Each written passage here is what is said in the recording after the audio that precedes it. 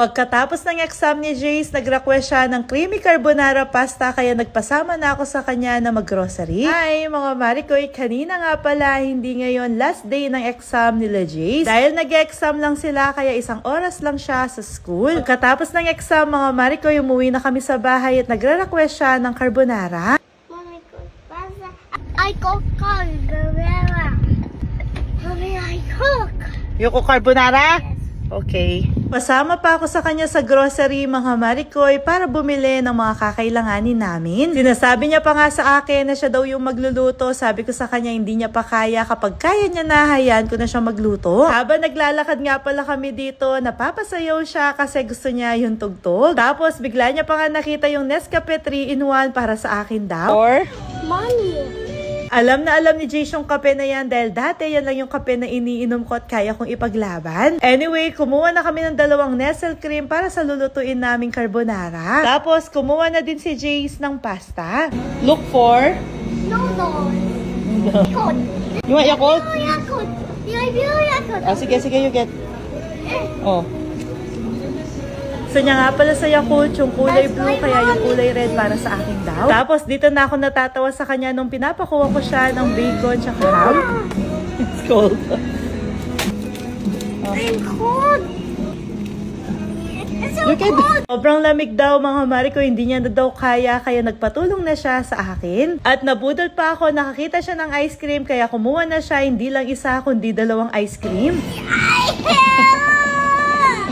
Kinukuha niya nga pala itong malaking biskwit. Sabi ko sa kanya, hindi namin mauubos yan, kaya hindi niya na kinuha. Nakakita pa siya ng 1 pang ice cream. Sabi ko sa kanya, 2 na yung kinuha niya, pwede na yun. Napigilan ko siya sa ice cream, pero pagkakita niya sa Coke, mga Mariko, hindi ko na siya napigilan. After niya makakuha ng Coke, okay na daw at magbabayad na daw siya. So, bigla na naman, meron siya nakita. No, we have like that in the house. We still have.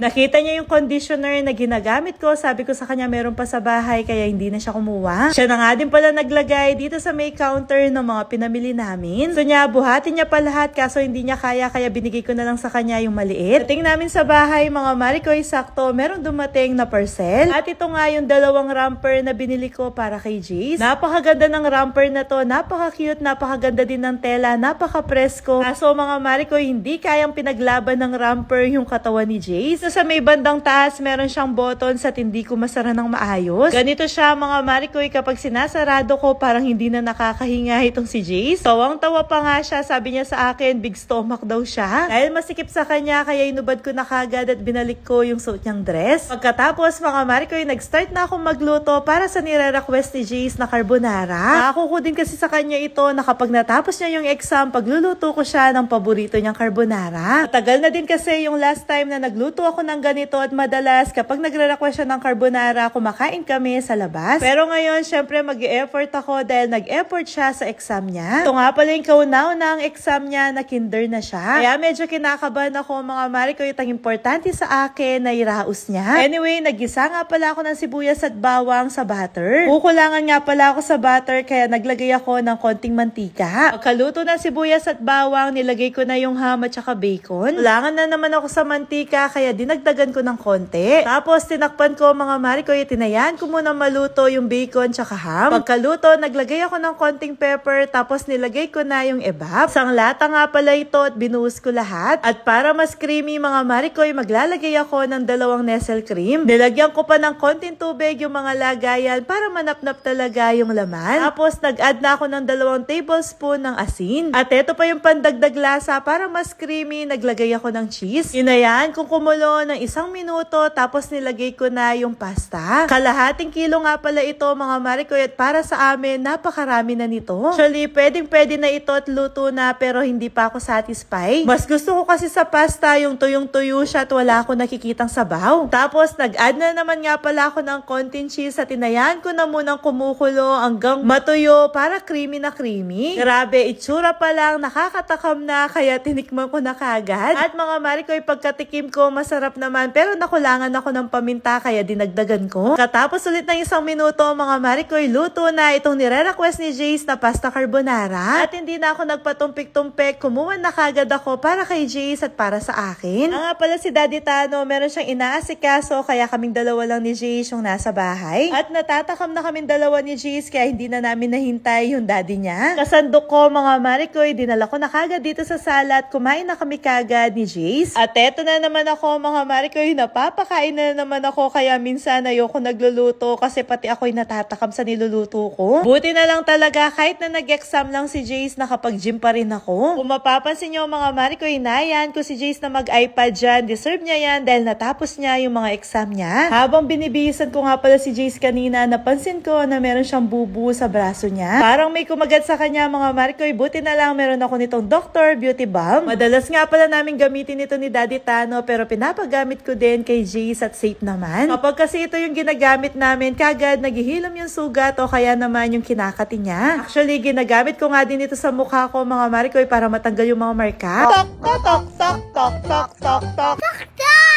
Again.